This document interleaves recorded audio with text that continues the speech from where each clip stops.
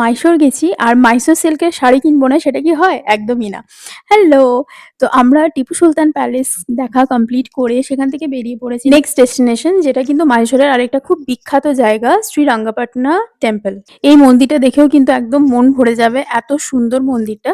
কিন্তু একটা প্রবলেম হচ্ছে মন্দিরের ভেতরে একদমই কোনো ফটোগ্রাফি বা ভিডিওগ্রাফি অ্যালাউড নয়। তো তাই জন্য আমি জাস্ট মন্দিরের বাইরেরই একটুখানি ক্যাপচার করতে পেরেছি। এটা হচ্ছে মন্দিরের বাইরেটা মানে যেখানে আমরা লাইন দিয়ে দাঁড়িয়েছিলাম। খুব ভিড় ছিল এখানে প্রায় ০.৫ ঘন্টার উপরে আমাদেরকে লাইন দিয়ে দাঁড়াতে হয়েছিল।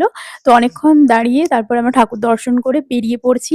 এখানে খুব সুন্দর শপিং স্ট্রিটও রয়েছে কেউ যদি ওখানকার কিছু স্পেশাল জিনিস শপিং করতে যায়। তারপরে আমরা নেক্সট চলে এসেছি মাইসোর সিল্কের একটা খুব ভালো আউটলেটে। এই ফ্যাক্টরি আউটলেটটা কিন্তু খুব সুন্দর ছিল, বেশ বড়। আর এখানে কালেকশন অসাধারণ কালেকশন ছিল। মানে একের পর এক মাইসোর সিল্কের অসাধারণ কালেকশন দেখছিলাম। তো এখান থেকে ঠিক করা যে কোনটা নেব আর কোনটা বাদ দেব এটাই একটা খুব ডিফিকাল্ট ব্যাপার। আর আমরা অনেকজন ছিলাম তো সবাইকার চয়েস হতে বেশ অনেক টাইম গেছে এখানে।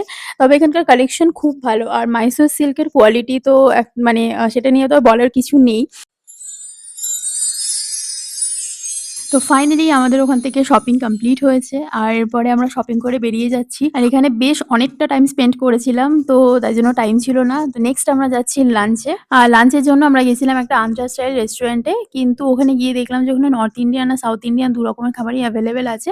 তবে একটা কথা আমি দেখেছি যে যতই নর্থ ইন্ডিয়ান খাবার এভেলেবেল থাকুক না কেন, খাবারের মধ্যে কিন্তু সেই সাউথ ইন্ডিয়ান ফ্লেভার কিন্তু একটু পাওয়াই যায়। তো আমরা ওখান থেকে ফ্রাইড রাইস, চিকেন এই সমস্ত কিছু অর্ডার করেছিলাম। বাট খাবার বেশ টেস্টি ছিল। খাওয়া কমপ্লিট করে ফাইনালি বেরিয়ে পড়লাম। আবার নেক্সট ডেস্টিনেশন। তো নেক্সট আমরা যাচ্ছিলাম আরো একটা ইন্টারেস্টিং জায়গায়। আর কোথায় যাচ্ছি নেক্সট সেটা কিন্তু থাকছে পরের ভিডিওতে। টাটা!